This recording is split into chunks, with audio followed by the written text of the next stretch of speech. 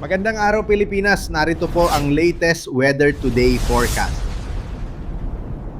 Meron tayong update patungkol po sa minomonitor pa rin natin na si Typhoon with local name na Francisco at international name na Mekala as of 11 in the morning, araw po ng Tuesday, June 23, 2026. Sa ngayon po ay patuloy pa rin ang paglakas ng bagyo or nanatiling malakas pa rin po itong si Bagyong Francisco. Kung kahapon po umabot na ito sa Super Typhoon category habang nagra-rapidly intensify po simula po kahapon. Ngayon naman bahagyang humina po ito at naging Typhoon category na muli. Huli itong namataan kaninang alas 10 ng umaga at 375 kilometers na lamang sa silangan ng Calayan, Cagayan sa Babuyan Group of Islands. Taglay nito ang hangin na 175 kilometers per hour, bahagya nga itong humina from 185 kilometers per hour at may pagbugso pa rin na hanggang 215 kilometers per hour. At sa ngayon po ay kumikilos ito pahilagang kanluran sa bilis lamang na 10 kilometers per hour. Base po sa ating latest satellite animation, yung outer rain bands, itong nakikita nating kulay puti sa may gilid po ng bagyo, nagdadala na po ng mga pag-ulan dito sa may Cagayan Valley at Aurora at minsan malalakas po ito. Aasahan po natin yan sa susunod na 24 oras sa maraming lugar dito sa may norte. Habang kitang-kita rin, itong strip of clouds associated naman po sa southwest monsoon or hanging habagat, nagdadala ng minsang malalakas na hangin at mga pag-ulan. Sa susunod po yan na 2 araw, habang nasa loob ng PAR, itong si Bagyong Francisco unti-unting ini-enhance. Samantala, patuloy din po natin minomonitor ang isa pang bagyo sa labas ng Philippine Area of Responsibility dito sa may Pacific Ocean. Ito po ay lumakas pa at naging tropical storm with international name na Higos. At huling namataan ng bagyo dito sa may parting Northern Mariana Islands, 2,605 kilometers silangan ng Southern Luzon at taglay ang hangin na 65 kilometers per hour. Base po sa latest forecast po ng Pag-asa, inaasahang kikilos pa rin ng bagyo west-northwest o unti-unti pa rin lalapit sa ating Philippine Area of Responsibility.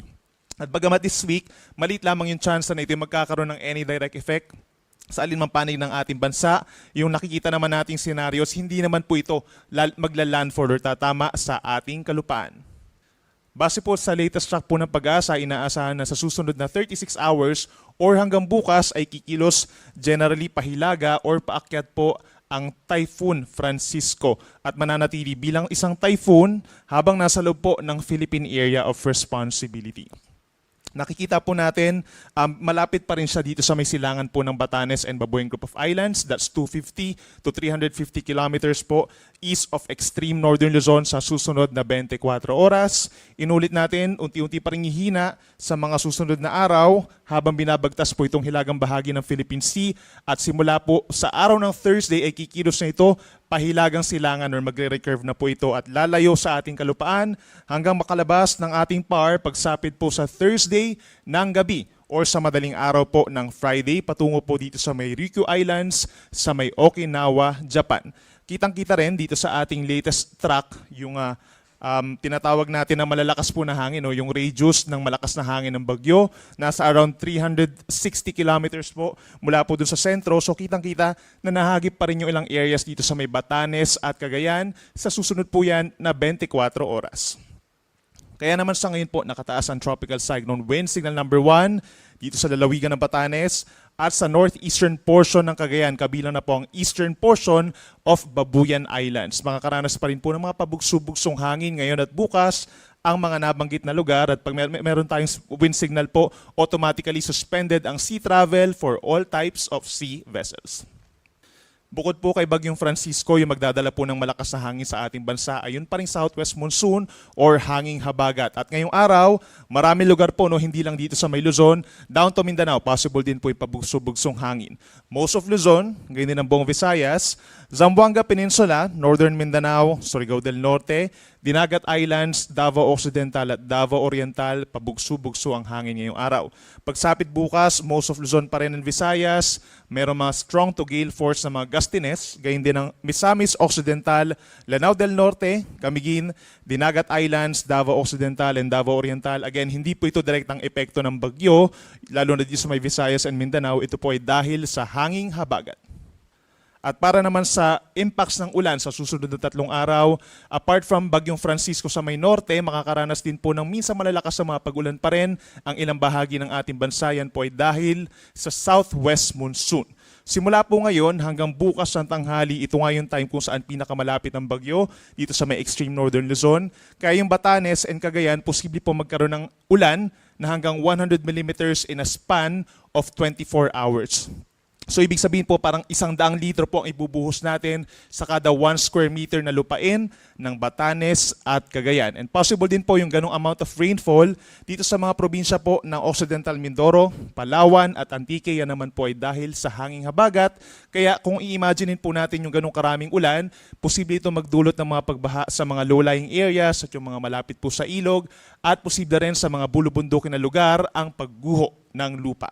Asahan din po ngayong araw ang kalat-kalat na ulan at mga thunderstorms dito po sa may Isabela, Quirino, and Aurora dahil kay Francisco. Dito rin po sa may natitirang bahagi ng Southern Luzon, rest of Mimaropa, Bicol Region, Calabarzon, natitirang bahagi din ng Visayas at buong Mindanao, may mga kalat-kalat na ulan at thunderstorms. Hindi siya tuloy-tuloy pero posible po na malalakas po ito lalo na sa dakong hapon hanggang gabi, kaya magbaon po ng payong. Pagsapit po bukas ng tanghali hanggang Thursday ng tanghali, ito yung time kung saan papalayo na yung bagyo, no? Nasa loob pa rin naman po siya ng PAR. So naapektuhan pa rin ng outer rain bands itong lalawigan po ng Batanes hanggang 100 millimeters na dami ng mga pag-ulan. Habang posible pa rin ang epekto ng habagat kahit lumalayo na ang bagyo dito sa may Bataan, Occidental Mindoro at lalawigan po ng Palawan. Inulit natin yung hanggang 100 millimeters po na dami ng ulan ay posible pa rin magdulot ng mga pagbaha at pagguho ng lupa. Knowing na rin po na saturated ng lupa sa ibang lugar o ilang araw na nagkakaroon ng mga pag-ulan. Asahan din po bukas ang kalat-kalat na ulan and thunderstorms dito po sa may Cagayan, Apayao, Abra at buong Ilocos Region dahil pa rin dun sa outer rain bands ng Bagyong Francisco. At dito pa rin po sa may Zambales, sa may Metro Manila, possible po pagsapit bukas ang mga pag-ulan, natitirang bahagi ng Mimaropa, Calabarzon, Bicol Region, Western Visayas and Negros Island Region, medyo maulan pa rin po dahil sa habagat. At pagsapit naman ng Thursday noon hanggang Friday noon, ito yung time kung saan papalabas na ng PAR itong si Bagyong Francisco. Pero may aasahan pa rin tayo ng mga pag-ulan dahil sa habagat. Dito pa rin sa Bataan, Occidental Mindoro at lalawigan po ng Palawan. Again, mas mataas ang banta ng mga landslides at mga pagbaha dito sa mga areas na ilang araw na pong inuulan.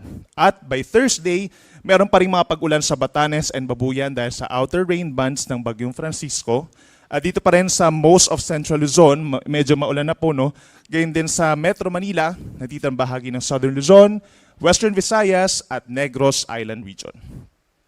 At dahil po malakas ang hangin doon sa may extreme northern Luzon, as a consequence, nagkakaroon po tayo ng malalakas din na mga pag-alon. Kaya meron po tayong gale warning na hanggang 4.5 meters, equivalent po yan sa 1.5 palapag ng gusali. Doon pa rin sa mga areas na merong wind signals, Batanes at northern coast of Cagayan, kabilang na po ang Babuyan Islands. Kaya most likely, pagbabawalan nga po ang ating mga sea travel doon for any types of sea vessel. At yung ibang lugar, medyo maalon din po, lalo na dito sa may western side dahil nga sa habagat.